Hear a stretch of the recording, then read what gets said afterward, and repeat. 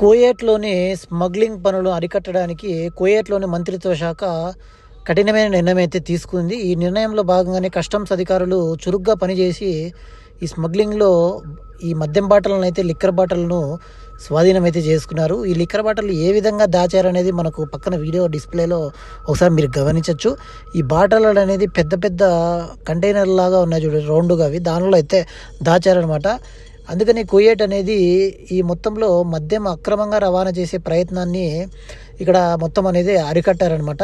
Customs investigation department నుండి అందిన నిఘా సమాచారం ఆధారంగా వీళ్ళైతే తనిఖీలు జరపగా భారీ మొత్తంలో 3,000కు పైగా మనకు మద్యం బాటలు అయితే వీళ్ళు సీజ్ చేయడం అయితే జరిగింది. అసలు ఇది ఏ దేశం నుంచి వచ్చింది ఈ స్మగ్లింగ్ అనేది చూస్తే యూరోపియన్ దేశం నుండి వస్తున్న 20 అడుగుల కంటైనర్పై అధికారులకు అనుమానం వచ్చింది. అందులో ఘన కేబుళ్ళు, రీళ్లు ఉన్నట్లు ప్రకటించారు.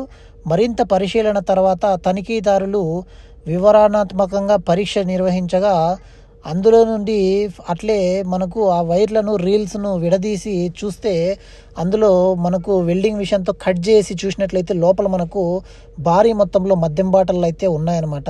ఈ ప్రయత్నంలో వీళ్ళు దాదాపు 3,037 మద్యం బాటలను అయితే కనుగొన్నారు. వీటిని గుర్తించుకొని రావడానికి కంటైనర్లో జాగ్రత్తగా మరియు దాటిని చుట్టూ ఏదో వైర్ చుట్టి మొత్తం అయితే పెట్టారు. ఈ తాజాగా స్మగ్లింగ్ను బాటలను కనుగొన్న విధానం చూస్తే జనరల్ అడ్మినిస్ట్రేషన్ యొక్క అప్రమత్తత మరియు పెరుగుతున్న అధునాత టెక్నాలజీ, స్మగ్లింగ్ చేయడంలో కూడా టెక్నాలజీ యూజ్ చేస్తున్నారనమాట.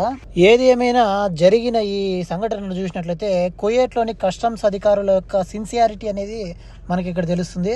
అదేవిధంగా కస్టమ్స్ అధికారులకు మరియు భద్రతా సంస్థల వాళ్ళకు మధ్యలో ఉన్న సమన్వయం అనేది మనకైతే తెలుస్తుంది ఇక్కడ. అదేవిధంగా నిషేధిత పదార్థాల చొరబాటు నుండి దేశాన్ని రక్షించాలనే దృఢమైన సంకల్పం కూడా ఇక్కడ మనకైతే కనబడుతుంది కువైట్ మంత్రిత్వ శాఖ ఆదేశాలను బట్టి. Friends, like and subscribe, stay with us Kuwait YouTube Telugu.